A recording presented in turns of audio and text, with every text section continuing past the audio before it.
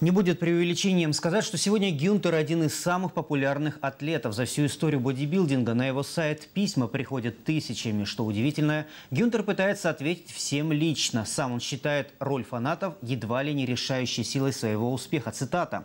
«Я горжусь тем, что тысячи людей верят в меня и желают мне победы. Они говорят, ты сможешь». И я отвечаю, смогу. И у меня прибавляется сил.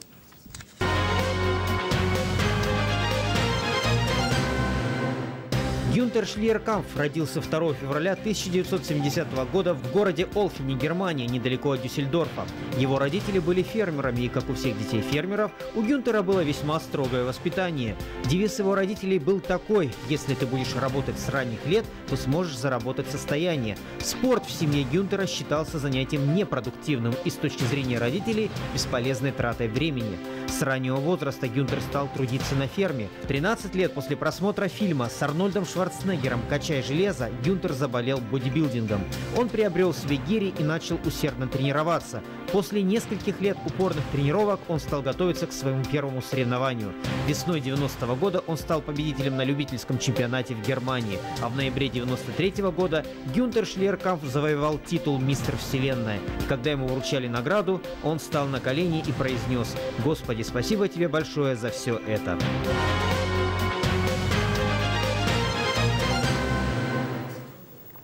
Что ж, уважаемые зрители, у нас в гостях тевтонский рыцарь из Германии, впрочем, давно и прочно обосновавшийся в США Гюнтер Schlierkamp. Guten Abend. Guten Abend. Здравствуйте. И также нам сегодня помогает переводить Слободан. Здравствуйте. Здравствуйте. Уважаемые зрители, 554-22-22, телефон прямого эфира. Звоните, как всегда, задавайте свои вопросы. Мы с удовольствием постараемся на них ответить. Гюнтер, первый вопрос. Вот во многих ваших биографиях упоминается факт, что вас вдохновил на занятия Арнольд Шварценеггер в роли Конана Варвара. Так ли это? Is it true that you start with the bodybuilding because you was fascinated with the movies with Arnold in Conan? Yes, actually, I was 12 years old, saw the movie Conan the Barbarian, and for me, from that point on, I knew I wanted to be, do the same thing, go to America with a bag and do the bodybuilding, and also, try to do the movie career.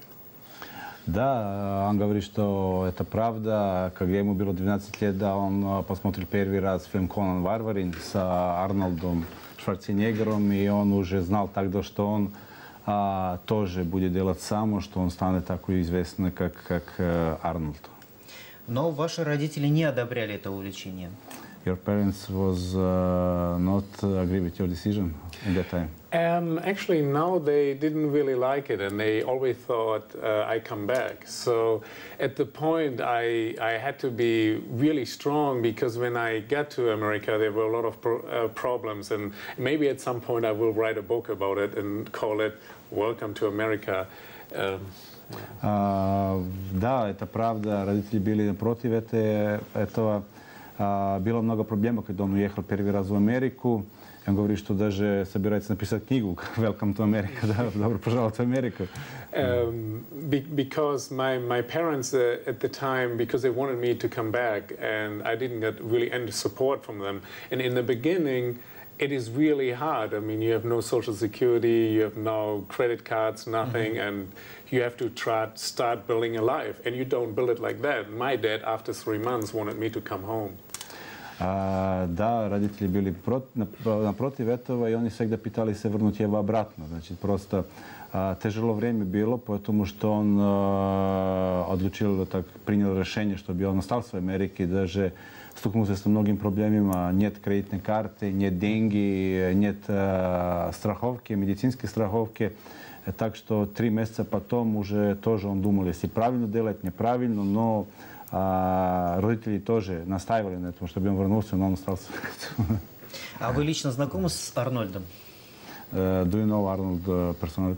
Yes, actually, I had the opportunity to meet Arnold several times, obviously at Arnold's Classic and some other events. And I actually did a celebrity bike ride with him in Monterey, California. And actually, it was with the whole Shriver family. And it was a great experience. So Arnold and I know each other. We run into each other for some reason once in a while, yeah. Да, он знаком с Арнольдом, встречался с ним несколько раз. Даже не только с Арнольдом, но с семьей Арнольда, с Марием Шайвер и со семьей Шайвер тоже знаком. Тоже Арнольд всегда был во время соревнований Арнольд Классик, так что они очень хорошо знакомы. Хорошо, у нас есть первый телефонный звонок от наших зрителей. Здравствуйте. Здравствуйте. Слушаем вас. Вопрос. Скажите, пожалуйста, вы так-то, если занимаетесь, да, без таблетку, да, вот так можно, да, получить фигуру? Или таблетками, когда люди говорят, которые... Вы будьте добры, пожалуйста, отойдите от вашего телевизионного приемника, потому что эхо мешает нам услышать, что вы спрашиваете. Как вам объяснить? Задайте ваш вопрос еще раз. Который таблетку продает, если ее пьют, да, фигура вот так будет, как это. Я понял, я так понимаю, речь идет о таблетках, о волшебных таблетках, Да. о стероидах. The first question is about the supplements. What kind of supplements you use, and is it only supplements or is some steroids or anabolics and stuff like this? First of all, I'm using Multi-Power Professional.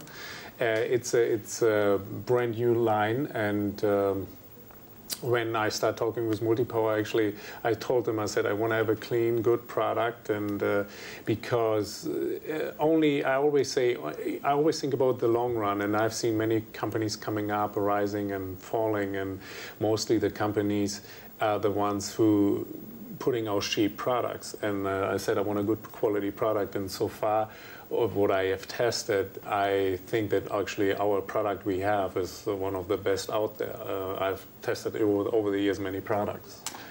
Сначала хочу сказать и подчеркнуть, что он сейчас использует только Multi-Power. Multi-Power — это немецкая компания, основанная еще в 1977 году, которая занимается этим спортивным питанием на самом деле, и что когда он заключал даже договор с Multi-Power, он подчеркнул, что ему нужен только чистый продукт, значит, без добавки, запрещения добавки, значит, без стероида, без анаболика.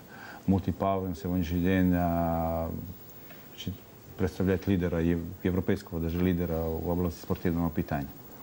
About anabolics or steroids?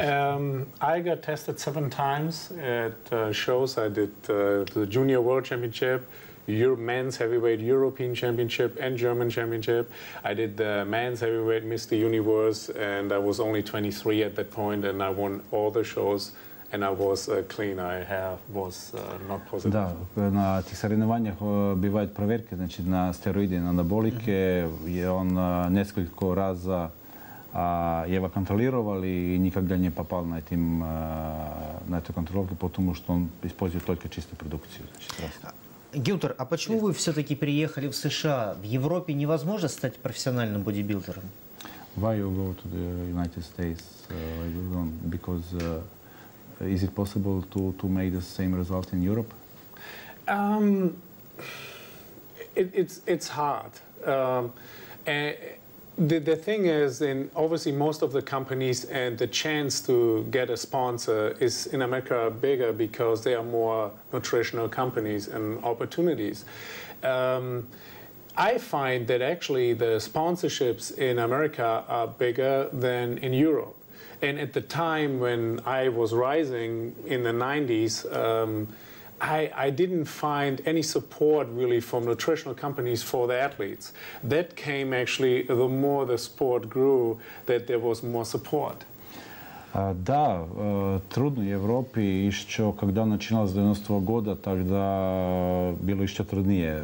Сначала американский рынок является самым большим рынком в области спортивного питания, и самые крупнейшие организации, заводы находятся в Америке. Так что спонсоры, которые очень нужны, чтобы развивался этот спорт, даже в основном находятся в Америке. Но сейчас немножко ситуация меняется, но все равно там дальше Америка является как лидером, что касается спонсорства. Окей, у нас есть еще один телефонный звонок. Здравствуйте. Здравствуйте. Скажите, пожалуйста, как вы добились таких успехов и с чего нужно начать? Спасибо. С чего нужно начать? how you got a lot of success, and what is the first step if you want to make success? The first step to success. First, you have to find out you have the genetic. You need to have the genetic to really know if you are up there. So if you have to do first shows. That's how you get attention locally. And then when you place high and you pretty much better than everybody else, obviously magazines get attention.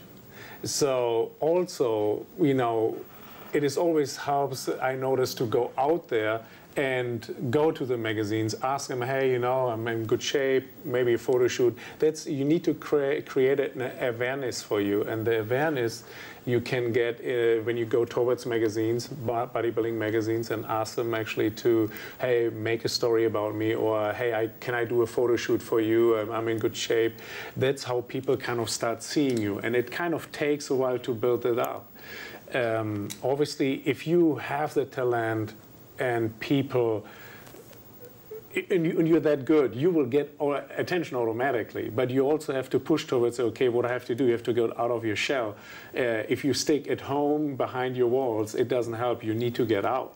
So that means magazines, you have to go to competitions, talk to people, talk to judges. Mm-hmm. That's how you go and get more information, and people get more awareness, you know.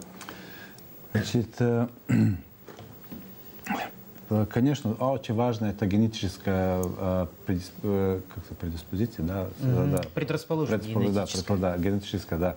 Так что это можно узнать, значит, начать соревноваться с какого-то там локального уровня, посмотреть на себя реально, посмотреть на конкуренцию, какая конкуренция, в чем отличается, значит, поговорить с арбитрами, с конкурентом, надо контактировать журналы разные, посмотреть, как люди смотрят на вас. Если это положительно все, тогда уже надо договариваться со журналами, искать спонсора, делать, значит, идти вперед. Значит, просто. Гюнтер, а что за история произошла, когда вы очутились в США и жили на каком-то заброшенном заводе, у вас совершенно не было денег? What's happened with you go to United States and you live in some house or some without any money? That can be a long story. So I have to. First of all, I met somebody at the competition in America. He invited me. And he said, come over here, you can stay with me. And I called him, we were still in contact. Obviously, before I flew over there, I called him up, I said, I'm coming tomorrow. I gave him the time, go to America, arrive at the airport, was waiting for half a day at the airport and didn't get picked up. Yes. Сначала он получил от одного знакомого парня приглашение, чтобы приехал в Америку. Он приехал в Америку, я вам приглашал несколько раз, сказал, обещал ему все, что там будет подготовлено для него. Он приехал в Америку, даже 1,5 дня, я его вообще не нашел на аэропорту. 1,5 дня прождал в аэропорту? Да, прождал на аэропорту, чтобы он просто понял, что этот парень не появится. Obviously, the next thing I did, I had his phone number, I called him up. He acted totally surprised why I was there. And I told him, I said, I just talked to you yesterday. You wanted to pick me up. You said I'll be staying with you. And he said, yeah, but a lot of people say that, but they don't do that. I said, dude, I'm German, I'm not American. I come when I say I come. Он говорит, что на концу он нашел его телефон, он позвонил ему, а он ему ответил, кто ты такой, зачем ты приехал? А он тогда сказал, я, Гинтер, ты понимаешь, что ты меня приглашал сюда, ты помнишь меня? Он сказал, да, я помню тебя, но многие обещают, что приедет, но никто не приезжает. Гинтер ему ответил, да, но я немец, я когда что обещаю, я это сделаю. Так что он приехал, да. So the beginning of the story was, this person who invited me lost his apartment. Mm-hmm. He had a